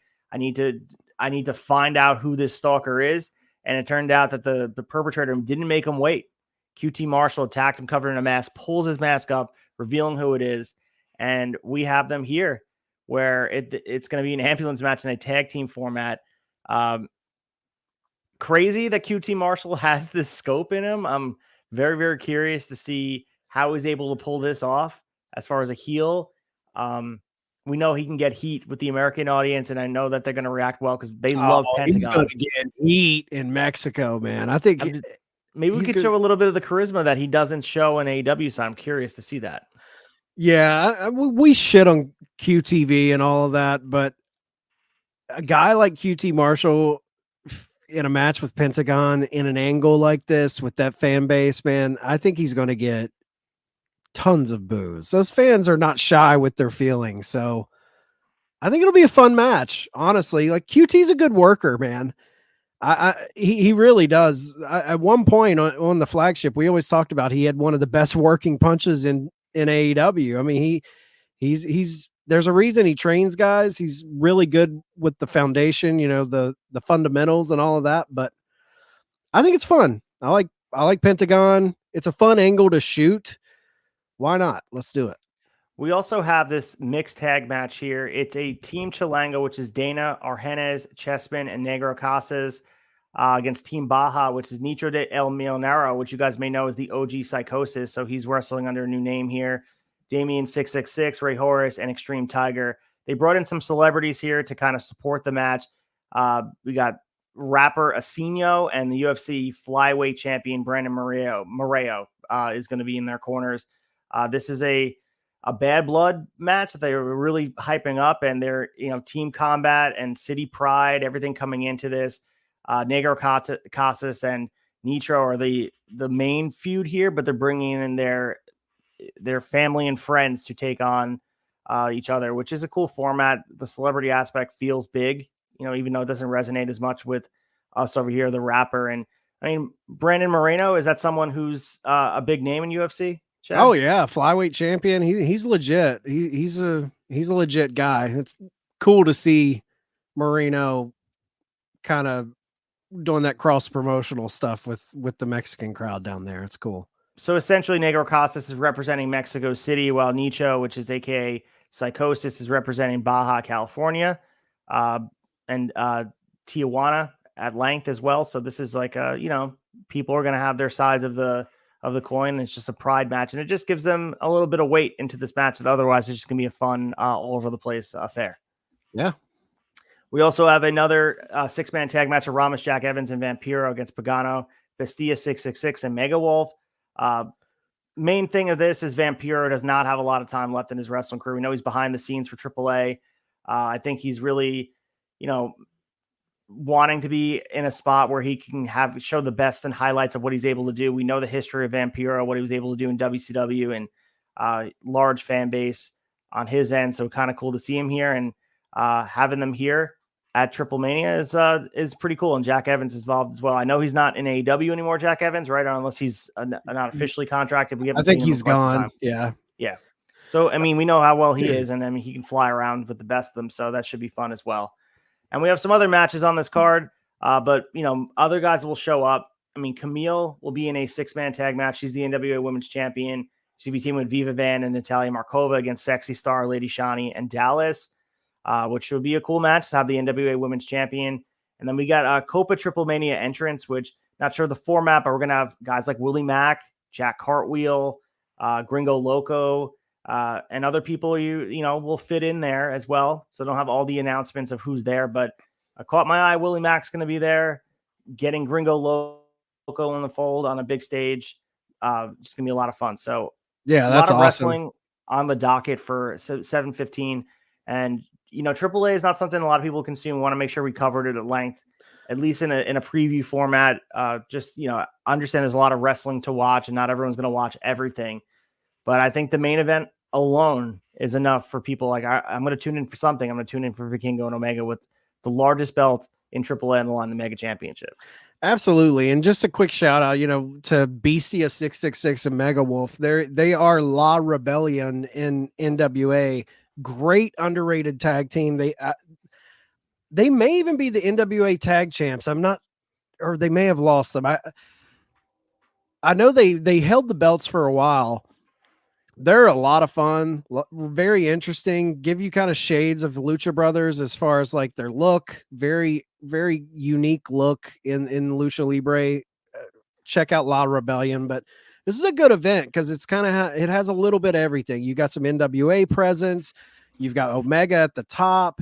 You've got QT in there. Psycho Clown's always great. He's showed out in GCW. So if you're not really in on TRIPLEMANIA or AAA, or you don't follow it, I feel like this is a good event to kind of wet your whistle and introduce you to it, because there's some familiar faces you'll see, and you'll get turned on to some great talent in AAA. It's a sleeper company, and I think Lucha Libre, AAA, CMLL, even if you're out of the loop on what's going on there, they're one of those events, if you turn it on, you're going to be impressed. You're going to have a good time. I think just the style itself, the wrestling style itself kind of lends it to that, where you turn it on. These are the cards that you want to turn a non-wrestling fan on. Take them to a Lucha Libre event. You're going to make a fan. So definitely check out TRIPLEMANIA. It's going to be a good time. Absolutely. And the other thing that you were saying too, I mean, you talk about the history of guys in this match, Vampiro and Psychosis alone, like the lineage of professional wrestling and Lucha Libre and all that stuff as well. So I'm looking at just to make it clear about where this is being held, because there are 2 TRIPLEMANIAs a year. So this one obviously is TRIPLEMANIA 21, but it's part 1 and part 31, part 1 and part 2. July 15th is at Estavio Chevron in Tijuana, which makes the case for the nationality split of the location war that they're having in that 6-man tag. But we also have the second part on August 12th at Mexico City Arena. So the environment's going to be just as hot. There's a lot of crossover between the fans, but I want to make it clear that Mexico City is going to be hosting the August 12th one. July 15th is at Estavio Chevron, which is in Tijuana. And that alone too, I mean, they have no matches announced really, aside from eventually the hair versus mask match that's going to be happening right in there as well. But there's a lot of stuff and stake on the line that they're building up. And we talk about the 2 nights of WrestleMania. Think about that in a scope where they have them separated by a month. Can you imagine they did that? How would a lot of fans feel about that? But it's the way they're doing things. Yeah, two big events this weekend though, guys. To if you're lacking some wrestling in your life, I feel like how could you lack wrestling in your life in this day and age? But if you're wanting something to watch this weekend, Slammiversary and TRIPLEMANIA, come on. It's there. Go watch it. Absolutely. Let's move into our quick hitters and break down the other news in professional wrestling. Quick hitters.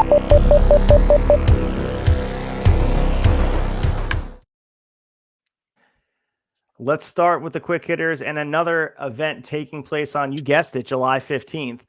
Is going to be AEW Battle of the Belts, and it's going to be the 7th version of this event. And we have, I believe, one match announced already for it, which I'll go down to our week ahead, which is the TNT Championship on the line. Luchasaurus defending against Shawn Spears. Of course, we're going to probably get 2 more matches. Usually they have 3 title matches for Battle of the Belts. Rinse, repeat, copy, paste, however you want to say it.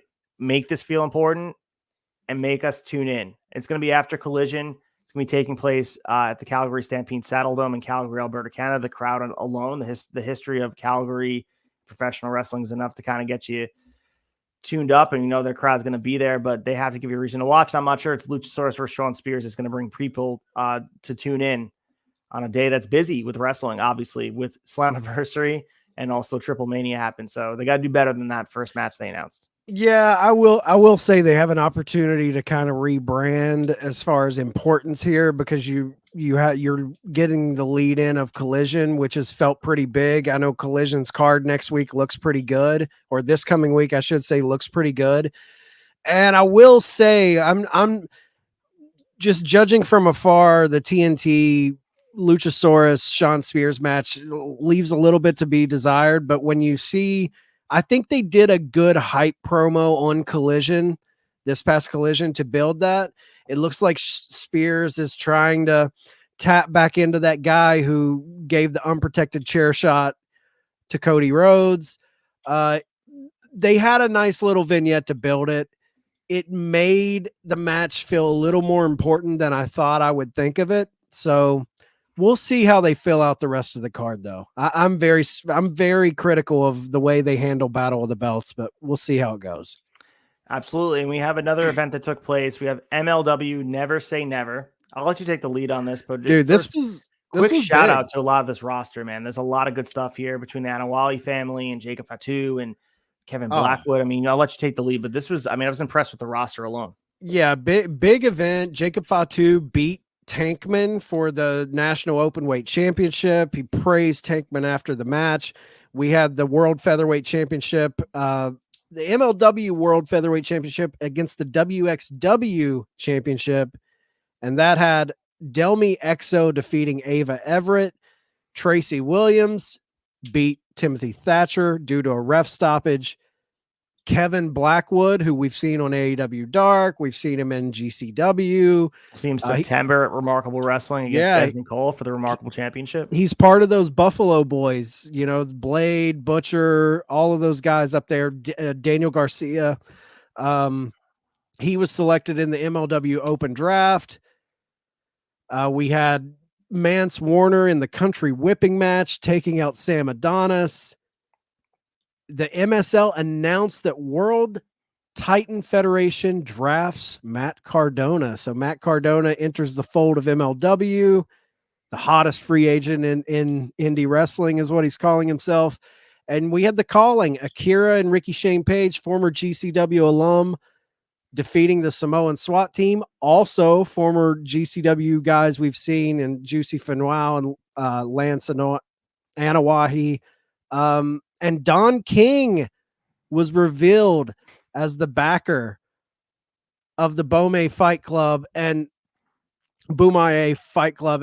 And dude, they put the strap on Alex Kane over Alex Hammerstone, which blew my mind, because Alex Kane, we interviewed him on the Tavern. You can go back in the archives and check it out. This was right around the signing to MLW. And this kid has just really came into his own from a character perspective. Like I feel like he was an untapped raw in-ring performer, but this character he's created is he's one of the more fun talents to watch. The swagger this kid has, he's so good. And I cannot believe they rode the wave of his charisma and had him beat Alex Hammerstone, because Hammerstone has been their guy. I mean, Fatu and Hammerstone have kind of been what this entire company has been really built around. And for them to kind of feel the growth and feel the swell behind Alex Kane, it's impressive, man. I like, it was a ballsy move to pull the trigger on him, and I like it. I think it was a good move. Yeah, so make sure you guys check out Major League Wrestling. There's a lot of good stuff going on there, and you know, we can talk about the roster at length. Becca, I want to give a shout out to her. She's actually wrestling Desmond Cole today at Beyond Wrestling. So Becca's someone to look out for. I think she's going to do big things elsewhere as well. So roster stacked, they're thriving, and we can talk all down up and down the list. I think it is shocking that Hammerstone lost the title, but I guess it speaks volumes about how they feel about Alex Kane, but also how they feel about Hammerstone, where he doesn't need the championship. And maybe the title feels like it's just, you know, it can help emphasize Kane and make him into an equivalent star to Hammerstone, because that's what you need. You need to separate the love a little bit. Yeah, the beauty is they're in a spot where they always can lean on that Fatu Hammerstone feud. Yep. And they can, it's time, you know, putting that title on Kane immediately legitimizes him within that promotion. So I think it was a smart move from Court Bauer and the guys. So we also have, and I love to see the Stardom flair and Stardom getting love, the all women's promotion in Japan. We're going to have a Stardom star. Utami Hayashishida is making her GCW debut less than 5 years into her career. She's 24 years old. We know how she's established herself as the top of the Stardom division and one of the best women's wrestlers in all of the world. She leads the Queen's Quest, and, you know, she's been a former Goddess of Stardom, the Artist of Stardom, and the World of Stardom champion. She's had all her great matches with Suri. Like, she's been one of those kind of staples and best kept secret, really. I think if she ever, and this is going to be her first exposure to an audience that is kind of a bridge to the gap to AEW, I don't think it's long for her to not be on a main promotion, and it's a matter of time. And again, 24 years old, a woman that you can build around as well. You know, I think she's going to be checking this off the list, and she's going to be probably making a home in the U.S. pretty soon, because her talent cannot be denied. They're going to be wrestling at Hartford, Connecticut. I don't know the name of the event for GCW, but people are going to be wowed by what they see. And I say it all the time. Stardom is one of those promotions that you need to check out. If you think women's wrestling is lacking, you're just not watching the right women's wrestling, because you're not watching Impact. You're not watching Stardom. These women go out there and they lay that shit in, and Utami is going to be just wowing people. I guarantee it. Where people are going to be talking about her all summer after this appearance in Hartford, Connecticut. Oh yeah. GCW bringing her in. That's a big get. Utami only 24. Man, Stardom better watch out, because she's hitting stateside. She's wrestling here. I'm sure she's already on the radar of the big promotions wanting to get her. A 24-year-old like this big in this division in Stardom, or in Stardom, I should say. Like, for fans, like, you hear Utami, you're like, okay, who's this? I don't watch Stardom. Well, here's why you should pay attention. Utami is in a position now at you know, less than 5 years into her career, where she's going to be the Io Skies. She's going to be the Asukas. She will be in a major American promotion in a big way before it's all said and done. I would be shocked if she isn't. So that's why you pay attention to stuff like this. So when they show up on NXT or AEW or Impact Wrestling, you're in the know. You feel like you know who this person is. Utami, I'm pumped to see her wrestle in GCW. I can't wait to see who she's matched up against. This is fun. It wouldn't shock me to see her do a mixed tag match, just because she doesn't do that in Stardom. Right, she doesn't have the opportunity. And Brett Lauderdale's probably like, let's put her in there with Janela. Let's put her in there. That's what I was going to say. Throw her in there with Joey. That'd be a blast. Awesome. Either way, I'm looking forward to it. And I think it's a matter of time. It's a matter of when, not if, she's going to be signed to a major promotion, because her talent is undeniable. And in 5 years into her career, she's already rising to the top. So can't imagine what she's going to accomplish in the coming years. But Moving on to the next story here, AEW securing streaming deal in Mexico and Latin America. So we had Diego Beltran of TUDN Mexico sharing that AEW would begin airing on VIX, which is a streaming service run by Mexican-American media, until TeleUnivision. It's going to be starting as soon as this Wednesday, 6 p.m. It was also hinted that AEW Collision will also be airing on VIX as well. So this would mark the second deal AEW's had to bring its programming to Mexico. So we previously had Dynamite and Rampage aired by the WBD-owned space network namespace from November 2020 to October 2022. Now we have it airing on Fight in Mexico, which we have the international markets kind of using Fight to get their AEW fix. This is very interesting because we know we just talked about it. TRIPLEMANIA, the Mexican market is clamoring for professional wrestling. And anytime you can expand internationally and into different markets and get your stars out there, it's nothing but a good thing. So TUDN and VIX are going to be putting AEW under the same umbrella as Lucha Libre Promotions CMLL, which we know CMLL does not play nice in their sandbox. We know they have issues with other promotions, and they've had issues with AEW.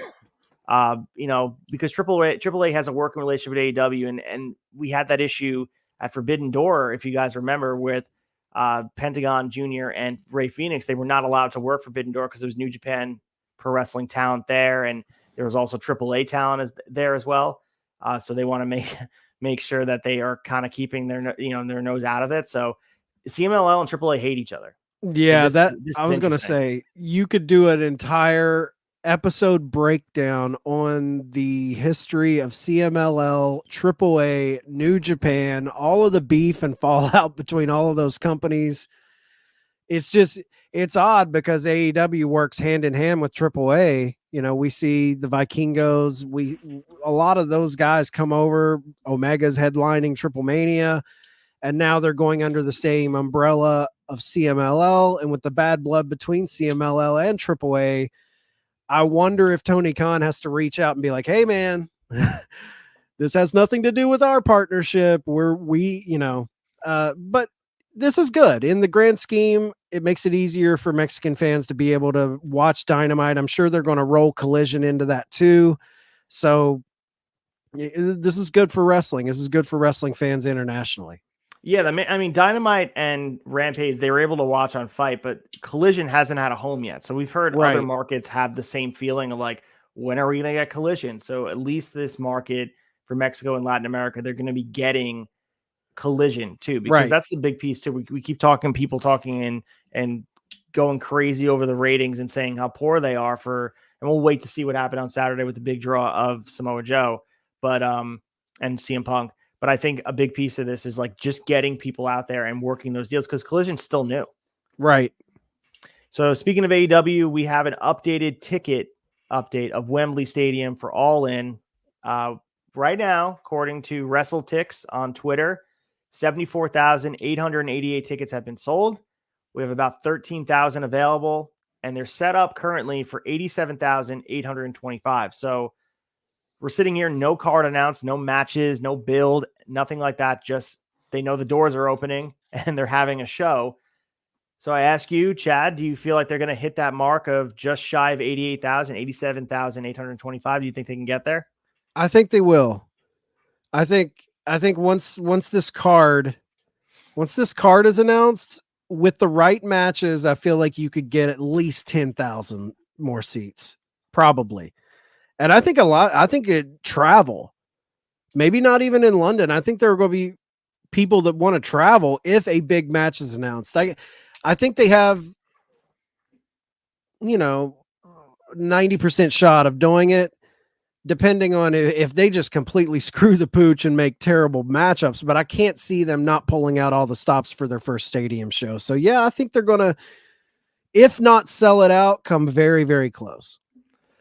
So we also had a highlight of the Independence Day weekend, New Japan Pro Wrestling running some shows. Eddie Kingston won the New Japan Pro Wrestling Strong Openweight Championship, defeated Bullet Club member Kenta in a very memorable match. Had, very emotional promo after talking about his history and saying, and I quote, "I was a street kid doing stupid things. I was the kind of guy that somebody could have killed or I could have gone to jail, but I didn't. It's because Japanese wrestling supported me. If I can do it, anyone can do it." So good for Eddie Kingston, seeing him hold some gold. I think it's long overdue, and I would love to see him hold some gold in AEW. But Yeah. this means a lot to him. You could tell. Well, yeah, and I was just going to say, like, a lot of people probably are saying, like, yeah, he won gold, but I want to see him win. I would have rather seen him win a title in New Japan. To hear Eddie in interviews, though, and knowing like his personality and his opinions on things, I honestly believe winning gold in New Japan meant more to him than winning something in AEW. I think there was more power behind that win than if he would be the TNT champion in AEW. I think it meant more to him. It's obvious. Everything about him is a nod to Japanese wrestling, from his gear that he's worn in matches, like his style. Everything about Eddie screams New Japan and All Japan and all of that stuff. So I felt like it was very apropos for him to win that New Japan title. There's a part of me that wants to see him win gold in AEW, but then there's another part of me that thinks he doesn't need it. And there's something awesome about him being the blue collar, lovable loser, always fights his ass off and comes up short. There's something very endearing about that to me with Eddie. I don't think he needs the title, but to see him win a New Japan title is awesome. I loved it. Yeah, some could say the Cubs were never the same after they won 2016. There you go. There you go. So we have WWE attorney Jerry McDevitt. He's working towards retirement. We know for decades and decades he's worked Vince McMahon and WWE out of some legal trouble. Go back to the Ring Boy scandal, the steroid scandal. Jerry McDevitt was synonymous with getting WWE to, to the other side of whatever conflict they were in. So we knew this was coming. The dude is, Father Time's undefeated. We know that Jerry McDevitt was eventually going to have to stop working. But the impetus for this comment to WrestleNomics was in response to the latest development on the ongoing MLW WWE lawsuit, which we covered extensively here on Wrestling Tonight, which saw a U.S. district judge deny WWE's latest effort to dismiss the case.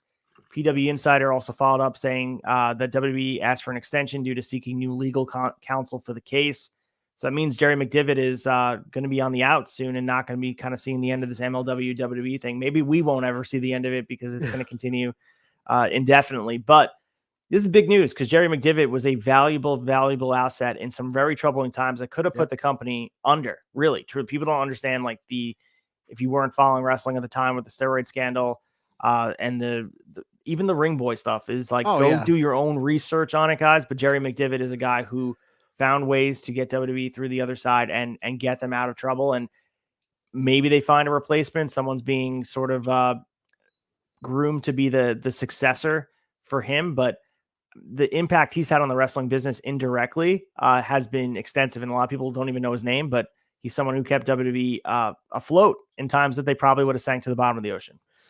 Yeah, I mean, honestly, if you really look at it in the grand scheme of wrestling history, Jerry McDevitt is one of the most important figures in WWE history. If it wasn't for him, Vince could be in jail. The course of history could have been changed drastically. Vince, is losing his junkyard dog. I'm sure, he takes a step back. If Vince needs a little help, they need a little advice. He's there. He's on speed dial. And let's be honest, a company this big, they've got young, hungry legal counsel ready to chomp at the bit and take that spot. But thought we should mention this because Jerry McDevitt, in the history, like you said, the steroid scandal, so many things, he's worked this company out with the MLW lawsuit. They felt the need to kind of make this statement. So all the best to the junkyard dog, Jerry McDevitt, just one of the mean guys in the courtroom that kept them out of a lot of trouble. So we also have some returns from injury. Layla Hirsch returned from injury on ROH. So she teamed up with the Kingdom in the main event. She went missing from a major knee injury, so good to see her back. She'll help a floundering women's division, at least on the ROH side right now, but maybe we'll see her eventually on AEW television again. She was someone featured quite extensively for a bit, so I would imagine she'd be involved in some stories going forward. Yeah, good young talent. Good to see her back. She'd been gone so long, I'd honestly started to forget about her. So when I saw her pop up on RH, I was like, oh, that's awesome. She's back. All the best and getting her feet back under her in the ring. Another quick update about an injury. Bandito underwent surgery recently. No one knew how hurt he was, but apparently there was a complex injury in the fibrocartilage of the triangular region of his hand. So on July 6th, no one knew he was getting surgery until he posted a picture of himself in a hospital bed. We now don't know about the timetable of his return. But apparently, according to one medical resource online, believe it as you might, recovery time after surgery for a triangular complex injury can take up to 6 months. So, wow. So that, AAA is going to be having a little bit of conflict with this. We saw that Bandito is no longer working the show. Conan on his podcast said the Flamita's done with AAA for the same reasons that Bandito's done. So a lot of kind of conflict. And now we have Bandito sort of on the shelf too, which, he was one of the hottest free agents in professional wrestling and just went missing off TV when AEW doesn't have the ability to showcase guys. We thought he'd get a little bit more showcase with Collision being on the docket, but unfortunately we got to wait a little bit longer. And goddamn, 6 months is a long time to be without Bandito. So yeah, and honestly, a lot of times I think us as fans, we don't take that into consideration. We always blame a promotion for not featuring someone based on bad booking. Oh man, why isn't he on this show? We don't know. A lot of times, like, is this guy banged up? There's a lot of things that maybe sometimes don't make it to the quote unquote dirt sheet. So like you always hear wrestlers say fans don't know what goes on behind the scenes. And I think a lot of times they're talking about just the booking of the shows and the juggling of things. I remember, in mixed martial arts, hearing interviews with their matchmaker, Joe Silva, about how hard it was to put a card together in UFC, from health issues to travel restrictions to juggling all of the quote unquote stories of the fighters and getting them all at the right time, at the right place. And I think Bandito, man, I think he's been banged up a while. I truly do. I think they were trying to fit him in where, get him in where he can fit in. But sometimes taking some time off and getting a fully rejuvenated, healthy guy is the best medicine. Omega, he was out with all of those injuries. He had tons of injuries that had piled up, and he came back, and now he's killing it. He had arguably the 2 matches of the year. Yeah. So I love Bandito. He's arguably, with Pentagon, probably my favorite luchador in wrestling right now. I think it would be good, hearing that he was having issues. Maybe he does need some of that time off. So he comes back rejuvenated, and now we have a roster where when he comes back with Collision now in play, he could come back in a big way. Yeah, so apparently he heard it on 614 against Takeshita on a match on Rampage. But the main point is, you mentioned before, it's a good thing that he is officially All Elite, because now he has the time and the luxury of not working himself into a grind of working through injuries and further damaging whatever's wrong with his wrist. And that's what independent wrestling is, working through injuries and trying to make a name for yourself. He finally Right. feel comfortable enough to be like, taking 6 months off, I'm going to get right and be the best possible version of myself ever for AEW. And Tony Khan understands that. Everyone understands that backstage. And I can't wait to see him return, which at this point is going to be kind of late fall, early winter type of stuff. So looking forward to it. But we also have WWE reportedly introduces a new rule in response to Florida's permitless carry law. So we have, drawing some political landscape into this. We always don't realize. We saw in 2020 it really affected the way wrestling was doing business. But now we have Florida Governor Ron DeSantis signed a new bill into law that would allow Florida residents to carry concealed firearms without a permit. In response to this, WWE has enacted its own rule prohibiting all weapons, concealed or not, for any of events across the state, including the PC, according to the Wrestling Observer newsletter. This overlaps with safety protocols policies already in place at number one major venues in the Sunshine State, such as Florida Live Arena, the Kaseya Arena, Amway Arena, and the Hard Rock Cafe Stadium. Biggest thing here is that I guess that was a gray area they're not considering. WWE was like, wait a minute, the people can conceal weapons and carry in the arena. It had 100%. There's issues with that, clearly. So I'm glad to see that they're going to be, politics aside, that WWE is thinking the safety of the competitors and the others that are involved in the watching the show. Yeah, in West Virginia we have open carry laws here too, but And I've heard of businesses like, hey, yeah, you can carry it from a state level, but from the business level, you can make rules where, hey, I know you can carry it, but leave it in the car. You can't bring it in the business. So it looks like WWE is just kind of taking that route where legally you're going to have to protect yourself from not allowing them to carry it into your arenas, your I'm sure the PC has it banned and things like Yeah. that. So We also have WWE. We talked about them trying to run London for WrestleMania, but they're also coming back to, which is an AEW stomping ground. And I know Chicago is a historic city for WWE, so don't want all the WWE fans to get mad at me, but they're announcing the Allstate Arena in Chicago for Survivor Series. SmackDown's going to be in the same venue the night prior on November 24th, which is the day after Thanksgiving. So that's the weekend they're to be doing this. November 25th for Survivor Series, one of the big four. And again, Chicago is a market that I guess they've kind of let do its own thing with AEW, but I think they're trying to reclaim a lot of the history that's there, and competition breeds success. So we'll see if they're able to have the same success that AEW continues to have in Chicago. yeah, my mind is always blown how often Chicago gets events and they always show up. You would think they would have already burned through the territory by now, but they always show out. So the final piece in quick hitters here, we're having WWE returning to Saudi Arabia for their version of WrestleMania. And I'm joking. On November 4th, they haven't officially announced the name of the event, but it's going to be an event in November. And this would mark the second Saudi show that the company's had in 2023. Of course, we had Night of Champions on May 27th, which was main evented by Kevin Owens and Sami Zayn against the undisputed WWE Tag Team Champions. Well, they are defending the titles, I should say, against Roman Reigns and Sol Sikoa. A big piece to the Bloodline storyline happened in that building. But I think 2 shows a year, Saudi Arabia, boom, boom, boom. We're going to make sure we get them because they got to cash those checks, baby. Yeah. Hopefully we get Yokozuna at the top of the card this time, like the Crown Prince wanted to see. One last quick little thing. There's not a lot of like detail behind it, but just wanted to say Billy Corgan, a cryptic. He let a cryptic little thing out that says NWA has TV streaming news coming up that will surprise people and get them talking. So I'm wondering what this surprise, it's going to get us talking. Billy, you better back that up, buddy. We're going to be waiting to see what I hope they have an awesome deal. That'd be great for the company, great for pro wrestling. So I'm excited to see what Billy Corgan's talking about and alluding to.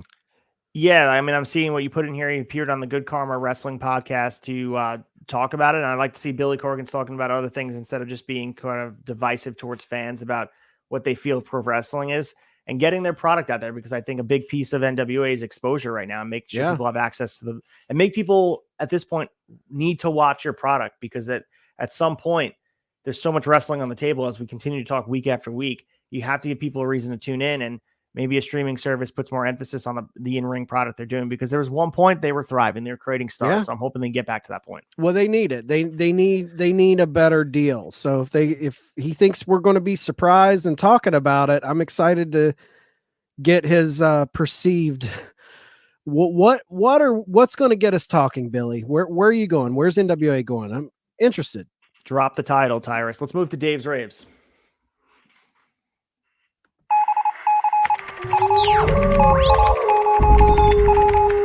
Dave Raves. So Dave's Raves here. Match of the week was a Stardom match from Midsummer Champions 2023, Mirai and Tam Nakano on July 2nd. And Dave gave his Performer of the Week to Roman Reigns for his performance at Money in the Bank and just his facial emotes and everything he went on with that.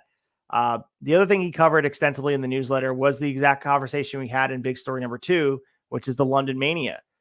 So essentially he was talking about the holdup was really about the start time, because the previous start times for WrestleMania was always 8 p.m. or 7 p.m., usually on Sundays. But Saudi Arabia sort of changed that landscape, and then Clash of the Castle changed that landscape, making daytime pieces here.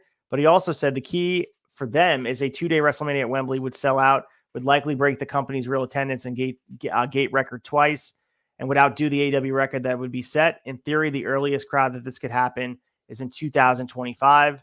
And he said the Cena interview was an attempt to create a groundswell that lead to WWE getting significant money from the local government for bringing the event there, since nowadays they're trying to get major rights fees for WrestleMania and lesser numbers to come in for SummerSlam and Royal Rumble outside North America. The other thing he talked about was even if they want to bring it to London, like they would believe it's profitable for them, is like they can't set the precedent that they would be letting the lower bidder get WrestleMania, because they want to make sure that future cities are not going to say, hey, wait a minute, like you should find us attractive. We don't have to pay you top dollar, but here's what we can offer. No, they want top dollar from whatever venue, whatever city is hosting WrestleMania. And Dave made that clear. But he also said London is special as far as reactions in the first, but it's also more expensive in other ways. He goes in depth about what it is to run there. We talked about Australia being tough to run for. This is the reason why Right. PLE there is it's just a little bit different. But again, WWE's a machine. They can make it happen. I don't see this being an issue unless they want to make it an issue. I could see it happen, like you said, in the next decade. But we're going to continue to see people talk about it. Yeah, I mean, like we said before, I think the onus is on the city. You know, the onus isn't on WWE. They're not begging to go anywhere. They're in a spot where it's like, if you want us, we'll come, but you got to, shell out the cash. So, absolutely. Let's get to the week ahead and preview the cards of all the wrestling from this week. The week ahead.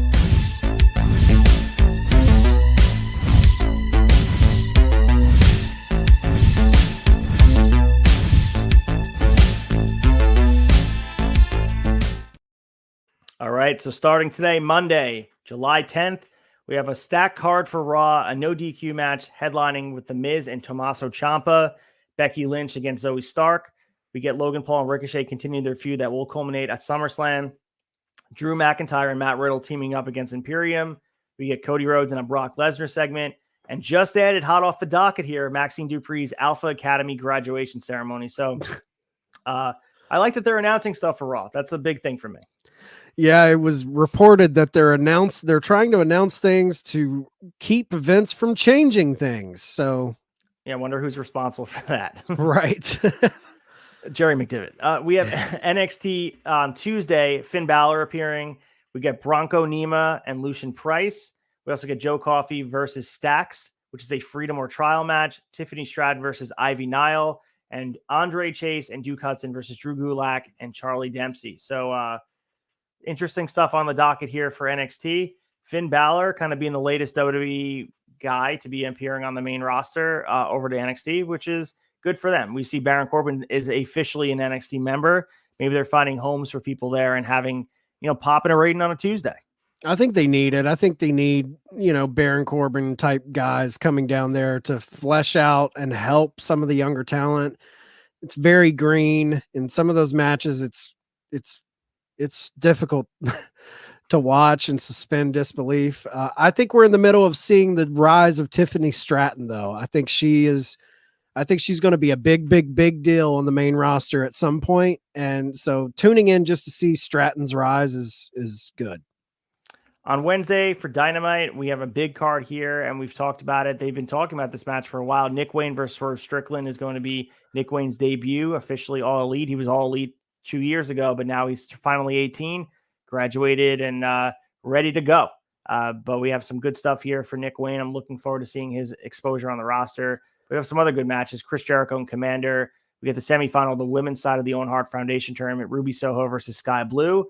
And we have that blind eliminator tournament semifinal, MJF and Adam Cole versus Big Bill and Brian Cage, or Trent Beretta and Matt Sydal. Did they have the Big Bill match on Rampage or Collision?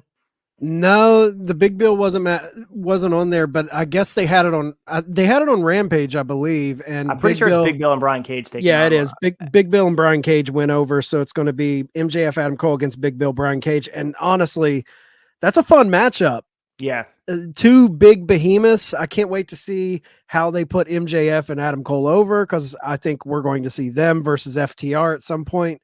I think they're going to win this whole thing. Yeah, 100%. It was tailor-made for them. Like it's made for MJF and Adam Cole to be tag champs. I'll tell you what, man. I haven't really spoke on this, but I think this is genius booking. At first, I was very skeptical of it. The more I think about it, putting Adam Cole with MJF is helping Adam Cole get over even more with the fans. This is genius. I posted the reel of his entrance together. I think it has like 322 2,000 views and like over 2,000 likes, and just people are interested in this Adam Cole version of with MJF and him doing the Steiner run around him it was hilarious. So good. We also have more stuff on the docket Thursday. Like I mentioned before, Zachary Wentz versus Chris Bay with a Slammiversary tag team title opportunity on the line. This is on Impact on Access on 8 p.m. on 7/13. We get Kevin Knight versus Mike Bailey in a preview of that Ultimate X match. Moose and Brian Myers versus Rich Swann and Sami Callihan, a preview of the tag title match, and a Deonna Purrazzo Open Challenge for the Knockouts Championship. She's going to be getting a nice feeder match on the Go Home show for Slammiversary. Finishing touches on this build, which has been perfectly done. Yeah. You guys tune in to Impact, brace for Impact right after Impact Wrestling here on the Tavern to see Ace and Colton break it all down and get you set for Slammiversary this weekend. On AEW Collision on 7/15, we have the AEW tag titles on the line. FTR defending against Jay White and Juice Robinson. We get the final of the men's Owen Hart tournament, Ricky Starks versus CM Punk. And we get the final women's Owen Hart tournament, Willow Nightingale versus Athena. Willow Nightingale or Athena versus Sky Blue or Ruby Soho, depending on the outcome of those semifinal outcomes. And then right after Collision, we have Battle of the Belts. As we mentioned, TNT Championship on the line, Luchasaurus defending against Shawn Spears.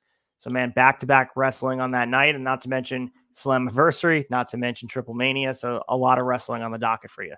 Yeah, I'm loving Collision, man. I'm loving that these guys that were so underutilized are getting pushed up into big storylines.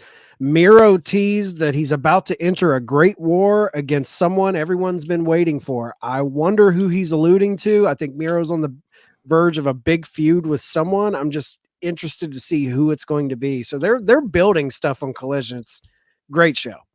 And finally, on Friday from the PNC Arena in Raleigh, North Carolina, SmackDown, the WWE Women's Championship on the line, Asuka defending against Bianca Belair. So big marquee match on SmackDown on Friday, which they really don't even need to bring that stuff. We saw 37 minutes and change of just the Bloodline stuff, which was captivating. I watched the SmackDown, the trial of the tribal chief with Roman Reigns. Oh yeah, they're killing. We didn't really cover that, but I mean, it's just at this point padding on to what has been an excellent story. Some would say the best story in wrestling history. It's close. It's close. I mean, SmackDown is the Bloodline show. Yeah, that's why they're crushing it. I think it's smart. Also, just looking a little further ahead, we got ROH Death Before Dishonor coming up July 21st. Don't forget about that, guys. And of course, SummerSlam August 5th in the Motor City. So tons of stuff on the horizon, and we'll keep you locked here. Just keep you updated on everything. And as always, theturnbuckletavern.com. Check us out, subscribe, tell your friends, follow us, write a review, all of that good stuff. Apple, Spotify, YouTube, most importantly. Absolutely, man. It was always a blast covering this with you. I always look forward to this 2 hours talking all things wrestling, keeping us, it keeps us up to date too, because there's so much to consume. Sure. And I hope you guys are enjoying what we're doing here in the Tavern. We appreciate the support, and thank you guys so much for those who showed up at Remarkable Wrestling for Space is the Place this weekend. I had a great show. Shout out to my boy Desmond Cole, the new Remarkable champion. Like I mentioned, taking on Kevin Blackwood at Remarkable Wrestling Own the Night, September 16th. So get your tickets, remarkablewrestling.com. Yeah, guys. Next week, we're going to have Slammiversary to talk about. We're going to have TRIPLEMANIA to talk about. I'm sure some crazy event's going to happen that we're going to talk about as well. So we're building to SummerSlam. We're building to All In. We're building to All Out. What a summer to be a wrestling fan. Until next Monday, when we wine and dine with you kings and queens, stay out of the alley and away from the pork and beans. God luck and good speed. Reach for the sky, boy.